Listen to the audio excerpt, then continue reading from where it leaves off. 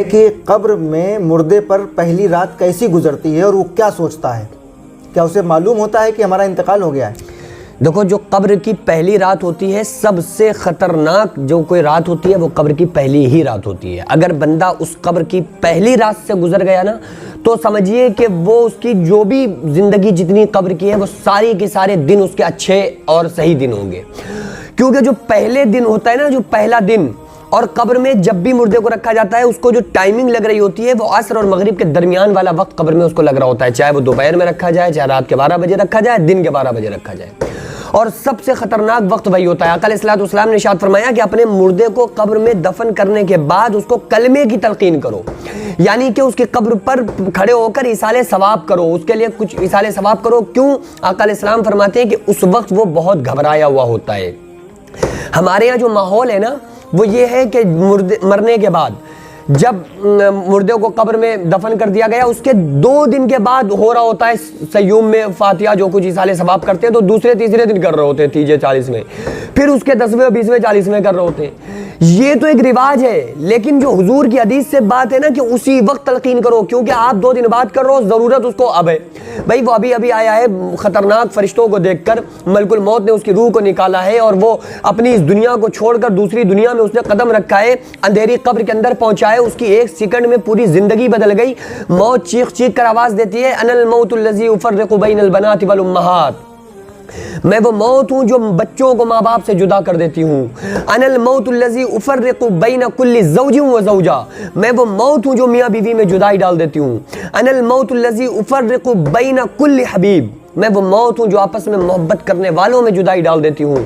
अनल मौतुल लज़ी उअम्मिरुल क़ुबूर, मैं वो मौत हूँ जो कब्रों को आबाद कर देती हूँ। अनल मौतुल लज़ी उख़र्रिबुद दियार वल क़ुसूर, मैं वो मौत हूँ जो तुम्हारे घरों और महलों को तबाह बर्बाद कर देती हूँ। तो वो उस मौत से गुजरा है और कब्र के अंदर पहुंचा है, तो सबसे ज्यादा जो उसको जरूरत होती है वो उस वक्त जरूरत होती है। उस वक्त उसके लिए ज्यादा इसाले सवाब करना चाहिए।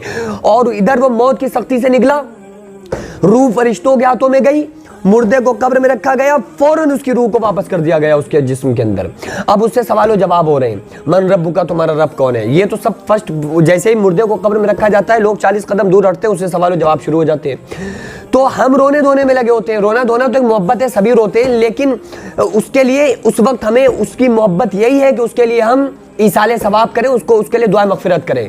आप सोच कर देखो ना कि बच्चे के फोड़ा निकल आए, अब आप उसके फोड़े, अगर बच्चे से मोहब्बत है तो उसका इलाज, बच्चे से असली मोहब्बत क्या है कि आप ऑपरेशन करा दें। बच्चे ने लेटरिन कर दी, पोल्ट्री कर दी, अब उससे मोहब्बत क्या है कि उसे ठंड की वजह से न धोया जाए। ठंड मोहब्बत यह है कि उसको गंदगी से बचाया जाए। तो रोने से ज्यादा जो मोहब्बत अगर आप है ना आपको, तो उसके लिए इससे बेहतर है कि उसके लिए इसाले सवाब किया जाए ताकि उसका कुछ फायदा हो सके। तो बहरहाल, और उसको ये पता होता है कि हम मर गए हैं, हमारी वो दुनिया खत्म हो गई। वो तो रूह चीख चीख कर आवाज देती है जब लोग उसके जनाजे को उठाते हैं कि लोगों मुझे कहाँ लेकर के जा रहे हो, कहाँ तन्हाई के घर में छोड़ने जा रहे हो? मैंने अपने बच्चों के लिए घर बनाया, सवारा अपने लिए बनाया, तो मुझे मेरे घर को घर से निकाल कर कहाँ अंधेरी कोठरी में लेकर के जा रहे हो? ये बुरा बंदा बाकायदा कहता है, उसकी रूह ये बात कहती है। लेकिन जो नेक बंदा होता है उसको जल्दी होती है कि जितनी जल्दी हो मुझे कब्र के अंदर पहुंचा दो। कब्र या तो जन्नत के बागों में से बाग है, जहन्नम के गढ़ों में से गढ़ा है। हज़रत उस्मान गनी रज़ी अल्लाह तआला अन्हु जब आखिरत का तज़किरा सुन के इतना नहीं रोते थे, जहन्नम का तज़किरा सुन के इतना नहीं रोते थे, और इतना पुलसरात का तज़किरा सुन के नहीं रोते थे जितना कब्र को देख कर रोया करते थे। लोग कहते थे कि आप कब्र को देख कर इतना क्यों रोते हैं? तो आपने फरमाया कि जो कब्र है ना, ये दुनिया की मंजिलों में से आखिरी मंजिल है और आखिरत की मंजिलों में से पहली मंजिल है। जो बंदा कब्र से निकल गया वो सबसे निकल गया। तो इसलिए कब्र की तैयारी करना चाहिए, आने वाले वक्त की तैयारी करना चाहिए।